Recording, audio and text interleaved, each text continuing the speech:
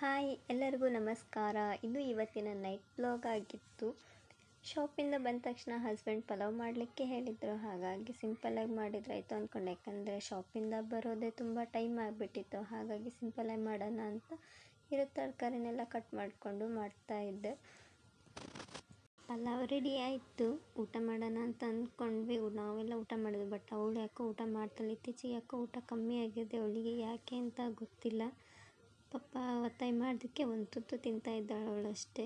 ಯಾಕೆ ಊಟ ಮಾಡ್ತಿಲ್ಲ ಅಂತ ಗೊತ್ತಾಗ್ತಿಲ್ಲ. ಊಟ ಮಾಡಿದ ತಕ್ಷಣ ನಾಳೆ ಬೆಳಗ್ಗೆ ದೋಸೆ ಮಾಡೋಣ ಅಂತ ಹಿಟ್ಟೆಲ್ಲ ರುಬ್ಕೊಳ್ತಾ ಇದ್ದೆ. ಹಿಟ್ಟೆಲ್ಲ ರುಬ್ಕೊಂಡು ಮನೆ ಸ್ವಲ್ಪ ಎಲ್ಲ ಕ್ಲೀನ್ ಮಾಡೋದಿತ್ತೆಲ್ಲ ಕ್ಲೀನ್ ಮಾಡಿಕೊಂಡೆ.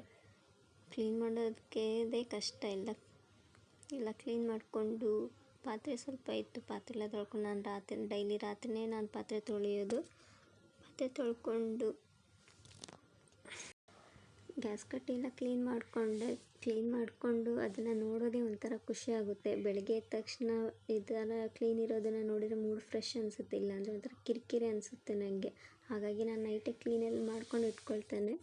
ರಾತ್ರಿ ನಾನು ಮಲಗುವಾಗ ಒಂದು ಗ್ಲಾಸ್ ನೀರು ಬಿಸಿ ಮಾಡಿಕೊಂಡು ಕುಡಿತೇನೆ. ನೈಟು ಮತ್ತು ಬೆಳಗ್ಗೆ ಎದ್ದ ತಕ್ಷಣ ನೀರು ಕುಡಿಯುತ್ತೇನೆ. ಯಾಕೋ ಗೊತ್ತಿಲ್ಲ, ರೂಢಿಯಾಗಿಬಿಟ್ಟಿದೆ ಅದು. ಹಾಗಾಗಿ ನಾನು ಮಲಗುವಾಗ ಮತ್ತು ಬೆಳಗ್ಗೆ ನೀರು ಕುಡಿತೇನೆ.